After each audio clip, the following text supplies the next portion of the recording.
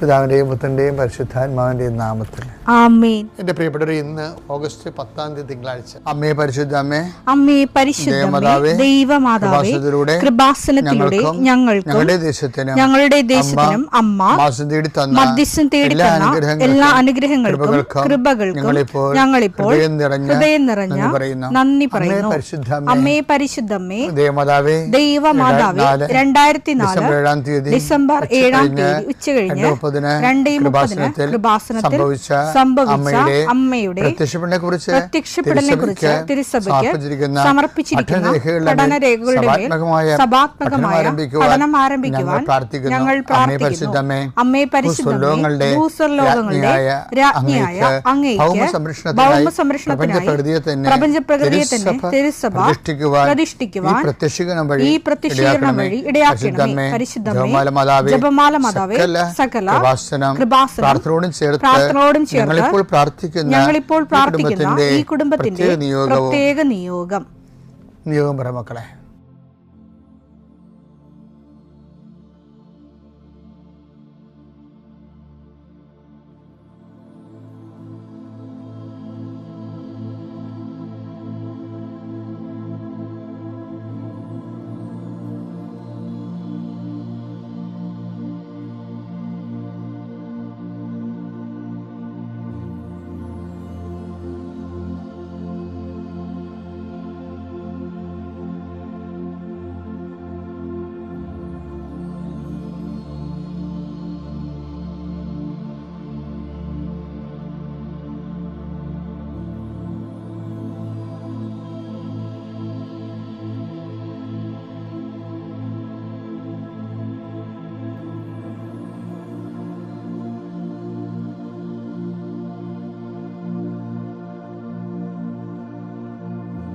അമ്മയുടെ പ്രത്യക്ഷീകരണത്തിന്റെ ഈ അനുഗ്രഹവേളയിൽ ഞങ്ങൾക്ക് സാധിച്ചു തരുവാൻ കനിയണമേ. ആമേൻ. വിശ്വാസ പ്രമാണം. സർവശക്തനായ പിതാവും ആകാശത്തിന്റെയും ഭൂമിയുടെയും സൃഷ്ടാവുമായ ദൈവത്തിൽ ഞാൻ വിശ്വസിക്കുന്നു. അവിടുത്തെ ഏകപുത്രനും ഞങ്ങളുടെ കർത്താവുമായ ഈശോമിശിഹായിലും ഞാൻ വിശ്വസിക്കുന്നു. ഈ പുത്രൻ പരിശുദ്ധാത്മാവിനാൽ ഗർഭസ്ഥനായി കന്യകാമറിയത്തിൽ നിന്ന് പിറന്ന് പൊന്തിയോസ് പീലാത്തോസിന്റെ കാലത്ത് പീഡകൾ സഹിച്ച് കുരിശിൽ തറയ്ക്കപ്പെട്ട് മരിച്ച് അടക്കപ്പെട്ട് പാതാളങ്ങളിൽ ഇറങ്ങി മരിച്ചവരുടെ ഇടയിൽ നിന്ന് 3-ാം നാൾ ഉയർത്ത് സ്വർഗത്തിലേക്ക് എഴുന്നള്ളി സർവശക്തിയുള്ള പിതാവായ ദൈവത്തിന്റെ വലതുഭാഗത്തിരിക്കുന്നു. അവിടെ നിന്ന് ജീവിക്കുന്നവരെയും മരിച്ചവരെയും വിധിക്കുവാൻ വരുമെന്നും ഞാൻ വിശ്വസിക്കുന്നു. പരിശുദ്ധാത്മാവിലും ഞാൻ വിശ്വസിക്കുന്നു. വിശുദ്ധ കത്തോലിക്കാ സഭയിലും പുണ്യവാന്മാരുടെ ഐക്യത്തിലും പാപങ്ങളുടെ മോചനത്തിലും ശരീരത്തിന്റെ ഉയർപ്പിലും നിത്യമായ ജീവിതത്തിലും ഞാൻ വിശ്വസിക്കുന്നു. ആമേൻ. സ്വർഗ്ഗസ്ഥനായ ഞങ്ങളുടെ പിതാവേ, അങ്ങയുടെ നാമം പൂജിതമാകണമേ. അങ്ങയുടെ രാജ്യം വരണമേ. അങ്ങയുടെ തിരുമനസ് സ്വർഗത്തിലെ പോലെ ഭൂമിയിലും ആകണമേ. അന്നു വേണ്ടുന്ന ആഹാരം ഇന്ന് ഞങ്ങൾക്ക് തരണമേ. ഞങ്ങളോട് തെറ്റ് ചെയ്യുന്നവരോട് ഞങ്ങൾ ക്ഷമിക്കുന്നത് പോലെ ഞങ്ങളുടെ തെറ്റുകൾ ഞങ്ങളോടും ക്ഷമിക്കണമേ. ഞങ്ങളെ പ്രലോഭനത്തിൽ ഉൾപ്പെടുത്തരുതേ, തിന്മയിൽ ഞങ്ങൾ രക്ഷിക്കണമേ. ആമേൻ. നന്മ നിറഞ്ഞ മറിയമേ, സ്വസ്തി. കർത്താവ് അങ്ങയുടെ കൂടെ സ്ത്രീകളിൽ അങ്ങ് അനുഗ്രഹിക്കപ്പെട്ടവളാകുന്നു. അങ്ങയുടെ ഉദരത്തിൻ ഫലമായി ഈശോ അനുഗ്രഹിക്കപ്പെട്ടവനാകുന്നു. പരിശുദ്ധ മറിയമേ, തമ്പുരാന്റെ അമ്മേ, പാപികളായ ഞങ്ങൾക്ക് വേണ്ടി ഇപ്പോഴും ഞങ്ങളുടെ മരണസമയത്തും തമ്പുരാനോട് അപേക്ഷിക്കണമേ. ആമേൻ. കർത്താവേ, നിന്റെ ഉന്നതമായ നാമത്തിന് സ്തോത്രം ചെയ്യും. കർത്താവേ, നിന്റെ വിശുദ്ധ പൗരോഹിത്യത്തെ മഹത്വപ്പെടുത്തണമേ. കർത്താവെ, സഭയിലുള്ള സാന്നിധ്യം പ്രകടമാക്കണമേ. 40 വർഷം ഞാൻ അർപ്പിച്ച കൃപാന്റെ യുഗതിയാണ്. കൃപാസ്ഥാനത്താറെ ജീവനോടെ പ്രത്യക്ഷപ്പെട്ട മാതാവിന്റെ മാധ്യസ്ഥ ഇന്ന് അങ്ങയുടെ മക്കളെ പ്രാർത്ഥന കൂടുന്ന എല്ലാ മക്കൾക്ക് വേണ്ടി പ്രാർത്ഥിക്കുകയാണ്. നിന്റെ കൂടെ അമ്മ ഉണ്ടാവുമെന്ന് ഓർക്കണം ദൈവപൈതലേ. കർത്താവ്, കിടപ്പായിപ്പോയവർ, ഇങ്ങനെ ഒരു ആരോഗ്യമുണ്ട് പക്ഷെ കിടന്നു പോയവർ, ചിലപ്പോൾ അപകടം ഉണ്ടായി കിടന്നു പോയവർ, കർത്താവെ, പ്രഷർ വന്ന് കിടന്നു പോയവർ, കർത്താവിൻ്റെ തിരുമുറുവാർന്ന വലതുകരം, ആണിപ്പെടുതാടുന്ന അത്ഭുതകരം ആ കിടന്നുപോയ മക്കളുടെ മേൽ ശരീരത്തിൽ തളിക്കപ്പെടട്ടെ. യേശുക്രിസ്തു ഉന്നതമായ നാമത്തിൽ നീ സൗഖ്യം പ്രാപിക്കട്ടെ എന്ന് കൽപ്പിക്കുന്നു. കർത്താവെ, പടലപ്പിണക്കങ്ങളും തൊഴുത്തിൽ കുത്തുമൂലം കുടുംബത്തിൽ കലഹവും കോലാഹലങ്ങളും സമാധാനം നഷ്ടപ്പെട്ട കുടുംബങ്ങൾ. നീ ഏത് ഭവനത്തിൽ പ്രവേശിക്കുമ്പോഴും ആ ഭവന സമാധാനം ആശംസിക്കണം.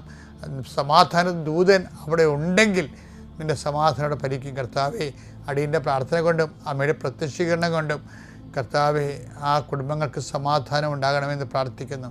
പഠിക്കാൻ പോകുന്ന കുഞ്ഞുങ്ങൾ, പഠിക്കുന്നതിന് വേണ്ടി ഒരുങ്ങുന്ന കുഞ്ഞുങ്ങൾ, കർത്താവേ, എന്തെല്ലാം കാര്യങ്ങൾക്ക് വേണ്ടി മക്കൾ വേദനിച്ച് കണ്ട് ആശങ്കപ്പെട്ടുകൊണ്ട് കണ്ണുനീരോടെ വിഷമിക്കുന്നുണ്ടോ ആ മേഖലയിലെല്ലാം പരിശുദ്ധാത്മ പ്രവർത്തിച്ചുകൊണ്ട് നിൻ്റെ വിഷയത്തിൽ ദൈവം തീരുമാനമെടുക്കാൻ പോകുന്നു. കർത്താവിൻ്റെ മുമ്പിൽ നീ ജാഗ്രതയോടെ പെരുമാറുക. കർത്താവെ, അകലം വിട്ടുപോകുന്നവർ, രാജ്യം വിട്ടുപോകുന്നവർ, വീട് വിട്ടുപോകുന്നവർ, ഞങ്ങൾ കണ്ണുമ്പിൽ മറയുന്നവർ കർത്താവിൻ്റെ കൃപയാൽ നിറക്കപ്പെടട്ടെ എന്ന് പ്രാർത്ഥിക്കുന്നു. എൻ്റെ കർത്താവെ, ജോലിയില്ലാത്തതിൻ്റെ പേരിൽ വിസ പുതുക്കാത്തതിൻ്റെ പേരിലും യാത്രയ്ക്ക് നാട്ടിലേക്ക് വരാൻ പറ്റാത്തതിൻ്റെ പേരിലും തിരിച്ചു പോകാൻ പറ്റാത്തതിൻ്റെ പേരിലൊക്കെ കുടുങ്ങി കിടക്കുന്നവർ, എൻ്റെ കർത്താവിൻ്റെതുമായ എന്തെങ്കിലും ബന്ധനങ്ങളെ ഞാൻ അർപ്പിച്ച 40 വർഷത്തെ ബലിയുടെ ശക്തിയാൽ ബന്ധിക്കുന്നു, അഴിച്ചു മാറ്റുന്നു. കർത്താവിൻ്റെ കരുണ നിന്നെ ആവശ്യിക്കുകയും നീ വിടുതൽ പ്രാപിക്കുകയും ചെയ്യട്ടെ. I command you in the name of Jesus Christ, you be healed and delivered. പിതാവും പുത്രനും പരിശുദ്ധാത്മാവിനെ നീക്കും. ആമേൻ. എൻ്റെ പ്രിയപ്പെട്ടവരെ, ബൈബിള് ഇപ്പം നമ്മൾ ഊർജ്ജതന്ത്രം, രസതന്ത്രം എന്നൊക്കെ പറയത്തില്ലേ, അതുപോലെ ബൈബിളിൽ ഒരു സ്പിരിച്വൽ ആധ്യാത്മിക തന്ത്രമുണ്ട്. യോഹന്നാൻ 1:16 വായിച്ചേ. അവന്റെ പൂർണ്ണതയിൽ നിന്ന് നാം എല്ലാം കൃപയ്ക്ക് മേൽ കൃപ സ്വീകരിച്ചിരിക്കുന്നു. കൃപയ്ക്ക് മേൽ കൃപ സ്വീകരിച്ചിരിക്കുന്നു. ഇതിന്റെ കൂടെ വരുന്നൊരു വാക്കാണ് അവന്റെ നാമത്തിൽ വിശ്വസിക്കുന്നവർക്കെല്ലാം. യോഹന്നാൻ 1:12 തന്നെ സ്വീകരിച്ചവർക്കെല്ലാം തന്റെ നാമത്തിൽ വിശ്വസിക്കുന്നവർക്കെല്ലാം ദൈവമക്കളാകാൻ അവൻ കഴിവ് നൽകി. അപ്പം ഈ 12 1:12 1:16 കൂടി ലിങ്ക്ഡ് വചനമാണത്. എന്ന് വെച്ച് കഴിഞ്ഞാൽ നമുക്ക് കൃപയ്ക്ക് മേൽ കൃപ സ്വീകരിക്കുമ്പോൾ ഓട്ടോമാറ്റിക്കായിട്ട് നമ്മൾ ആരാവും? ദൈവ മക്കളാവും. ദൈവ മക്കൾ ആകുന്നതിനുള്ള ചാൻസ് എന്താ? അതിനുള്ള കാരണം എന്താണ്? അവൻ്റെ നാമത്തിലുള്ള നമ്മുടെ വിശ്വാസമാണ്. വിശ്വാസത്തിനൊരു കുഴപ്പമുണ്ട്. എന്താ കാര്യം? അത് ഈ ഗ്രേസ് അപ്പോൺ ഗ്രേസ് എന്ന് പറയുന്ന പോലെ തന്നെ, കൃപയ്ക്ക് മേൽ കൃപ എന്ന് പറയുന്ന പോലെ തന്നെ വിശ്വാസത്തിന് മേൽ വിശ്വാസമുണ്ട്. വളരെ ശ്രദ്ധിച്ച് വായിച്ചാൽ മനസ്സിലാകും. ഈശോ പ്രൊമോട്ട് ചെയ്യുന്നത് ഈ വിശ്വാസത്തിൻ്റെ മേൽ വിശ്വാസം. അതിന് ഈശോ പ്രൊമോട്ട് ചെയ്യുന്ന കുറേ വ്യക്തിത്വങ്ങളുണ്ട്. കർത്താവുമായിട്ട് ഇൻട്രാക്ഷൻ. അതിലൊന്നാണ് ഈ കാനൻകാരിയില്ലേ. കാനൻകാരിയുടെ ആ കർത്താവുമായിട്ടുള്ള ഡിസ്കോഴ്സ്, കർത്താവുമായിട്ട് ഇൻട്രാക്ഷൻസിലെ സംവാദങ്ങളോ സംവേദനങ്ങളോ അല്ലെങ്കിൽ വിനിമയങ്ങൾ, വിനിമയം, കർത്താവുമായിട്ട് നടക്കുന്ന വിനിമയം ഒന്ന് സ്കാൻ ചെയ്ത് കഴിഞ്ഞാൽ നമുക്ക് വിശ്വാസത്തിൻ്റെ മേൽ വിശ്വാസം, ഫെയ്ത്ത് അപ്പോൺ ഫെയ്ത്തിൻ്റെ ട്രേസുകൾ കണ്ടെത്താൻ പറ്റും. ഈശോ ആണെങ്കിൽ വളരെയേറെ ഹാപ്പി ആകുന്ന ചില നിമിഷങ്ങൾ മനുഷ്യരാശി ഈശോനെ സ്വീകരിക്കാൻ വേണ്ടി മാത്രം ചില ആൾക്കാർ നിലവാരമുള്ള ആധ്യാത്മികത കീപ്പ് ചെയ്യും. അതിലൊന്നാണ് ഈ കാനൻകാരി. മത്തായി 15:21 മുതലുള്ള തിരുവചനങ്ങൾ. യേശു അവിടെ നിന്ന് പുറപ്പെട്ട് ടൈർ, സീദോൻ എന്നീ പ്രദേശങ്ങളിലെത്തി. അതെല്ലാം വിജാതീയ യഹൂദന്മാരുടെ സ്ഥലമല്ല, വിജാതീയ സ്ഥലങ്ങളാണ്. അപ്പോൾ ആ പ്രദേശത്തു നിന്ന് വിജാതീയ സ്ഥലങ്ങളിൽ, അപ്പം ഇത് നോൺ ബിബ്ലിക്കൽ ലാൻഡാണ്. അവർക്ക് വെളിപാടുകളില്ലാത്ത ഒരു ജനതയുടെ സമതലങ്ങളിലൂടെയുള്ള കർത്താവിൻ്റെ സഞ്ചാരം ഭയങ്കരമാണ്. എന്നിട്ട് ഇങ്ങനെ ഈ വെളിപാടുകളില്ലാത്ത ഒരു ജനതയുടെ സമതലങ്ങളിലൂടെയുള്ള കർത്താവിൻ്റെ സഞ്ചാരത്തിൽ സംഭവിക്കുന്ന സംഭവമാണ് ഈ കാനൻകാരി എന്ന് പറയുന്നത്. കാനൻകാരി മുന്നോട്ട് വരും കർത്താവിനെ കണ്ടപ്പോൾ. അപ്പോൾ ആ പ്രദേശത്തു നിന്ന് ഒരു കാനാൻകാരി വന്ന് കരഞ്ഞപേക്ഷിച്ചു. കർത്താവേ, ദാവീദിന്റെ പുത്ര, എന്നിൽ കനിയണമേ. എന്റെ മകളെ പിശാച് ക്രൂരമായി ബാധിച്ചിരിക്കുന്നു. മേ ബി അതായത് പിശാചായിരിക്കാം, അതിന് ഡയബിൾ പേഴ്സണാലിറ്റി ആകും, അല്ലെങ്കിൽ അപസ്മാരം പോലുള്ള എന്തെങ്കിലും, എപ്പിലെപ്സി ഒക്കെ എന്തെങ്കിലും ആയിരിക്കും. അവരുടെ ആ ലോക്കൽ ലാംഗ്വേജ് ഉപയോഗിച്ച. എന്നാൽ അവൻ ഒരു വാക്ക് പോലും ഉത്തരം പറഞ്ഞില്ല. ഇതിവിടെയാണ് പ്രശ്നം വരുന്നത്. ഈശോ മിണ്ടടില്ല, ഒരു വാക്ക് പറയണില്ല. ഇത് സ്റ്റെപ്പാണ് കേട്ടാ, സ്റ്റെപ്പ്. ഫസ്റ്റ് സ്റ്റെപ്പാണിത്. എന്താണ്? സൈലൻറ്റ്. God is silent. നമുക്കങ്ങനെ സംഭവിക്കാം. ചില സമയത്ത് ഗോഡ് സൈലൻ്റായി പോകും. ഈ സൈലൻ്റ് ആകുമ്പോൾ എന്താണ് ചെയ്യേണ്ടതെന്നുള്ളത് സങ്കീർത്തനം 22:1-2 എന്റെ ദൈവമേ എന്റെ ദൈവമേ എൻ്റെ ദൈവമേ എൻ്റെ ദൈവമേ എന്തുകൊണ്ട് അങ്ങ് എന്നെ ഉപേക്ഷിച്ചു, എന്തുകൊണ്ട് അങ്ങനെ ഉപേക്ഷിച്ചു, എന്നെ സഹായിക്കാതെയും എന്റെ രോദനം കേൾക്കാതെയും അകന്ന് നിൽക്കുന്നത് എന്തുകൊണ്ട്? അതാണ് ഇപ്പൊ ഈ ആധ്യാത്മിക ജീവിതത്തിൽ ഉള്ളത് ഒരു പ്രതിഭാസമാണിത്. ദൈവം ഇങ്ങനെ സൈലൻ്റായി പോകും. ദൈവം സൈലൻ്റായി പോകുമ്പോൾ ഇത് മനുഷ്യരാശി എക്കാലവും ദൈവത്തെ കൺഫ്രണ്ട് ചെയ്തിട്ടുള്ള എല്ലാവരും അനുഭവിച്ചിട്ടുള്ളതാണ്. അല്ലെങ്കിൽ നമ്മുടെ പാഠ്യപദ്ധതിയുടെ ഭാഗമാണ്, ആധ്യാത്മിക പാഠ്യപദ്ധതിയുടെ ഭാഗമാണ് സൈലൻസ് ഓഫ് ഗോഡ്. അപ്പോൾ നിങ്ങൾ ഉടനെ എന്താ ഈ മലയാളികളുടെ കുഴപ്പം എന്താ പറയുക? മലയാളി എന്ന് പറയുന്നത് അവൻ്റെ വിശ്വാസം എന്ന് പറഞ്ഞാൽ കുറേ അന്ധവിശ്വാസത്തിന് ആകത്തുകയാണ്. മലയാളി എന്നാണ് അവൻ കുറേ അന്ധവിശ്വാസത്തിന് ആകത്തുകയാണ് അവൻ്റെ വിശ്വാസം. ഇപ്പം ദൈവം സൈലൻസ് ആണെങ്കിൽ ഉടനെ പറയും ഈ കുടുംബത്തിന് ആരോ എന്ത് ചെയ്തിട്ടുണ്ട്, അതാണ് നമ്മുടെ പ്രാർത്ഥന ഒന്നും ഏൽക്കാത്തത്. അല്ല, ഇങ്ങനെയാണ് ചിന്തിക്കുന്ന ആൾക്കാർ, ഇങ്ങനെ ചിന്തിക്കുന്നത്.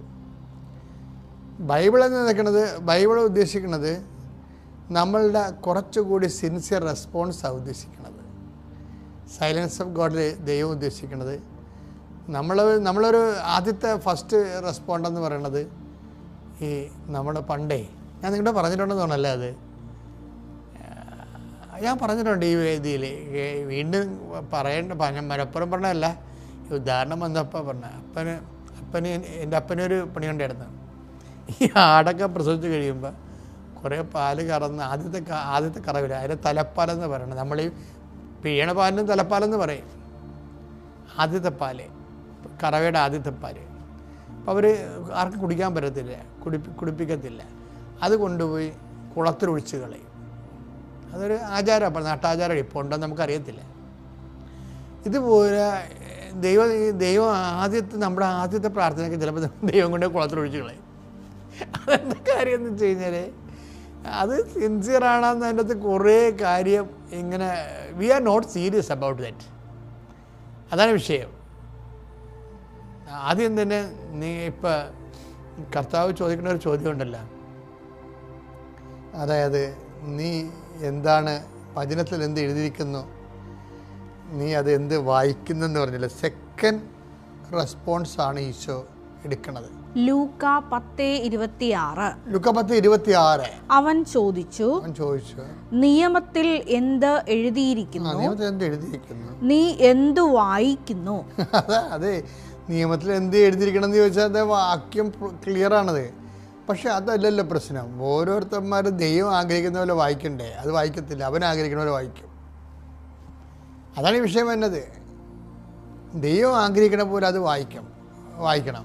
ഇതുപോലെ നമ്മൾ പ്രാർത്ഥിക്കുന്ന, അപ്പം ദൈവത്തിന് സ്വീകാര്യമായ രീതിയിൽ പ്രാർത്ഥിക്കണം, അല്ലെങ്കിൽ റിട്ടേൺ അടിക്കും. കലങ്കാരിയെ കാണുമ്പോൾ അപ്പം അത്രയും നേരം സംസാരിച്ചിരുന്ന കർത്താവ് പെട്ടെന്ന് ഷട്ട് ഡൗൺ ആവും. അപ്പോൾ ഈ കള്ള വിശ്വാസമാണെങ്കിൽ ഇവൻ വേറെ വഴിതിരക്കി പോകും. അതുകൊണ്ട് തന്നെ ആ ഷട്ട് ഡൗൺ എന്ന് പറയുന്ന സൈലൻസ് ഇല്ലേ, അതുകൊണ്ട് ഉദ്ദേശിക്കുന്നത് ദൈവം ഒരു ഫ്രോഡിനെ പ്രാർത്ഥന കേൾക്കാൻ ഉദ്ദേശിക്കണില്ല എന്ന് തന്നെയാണ്.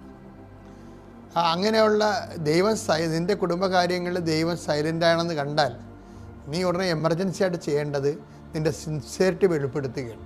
പിതാവിൻ്റെയും പുത്രൻ്റെയും പരിശുദ്ധാത്മാവിൻ്റെ നാമത്തിൽ.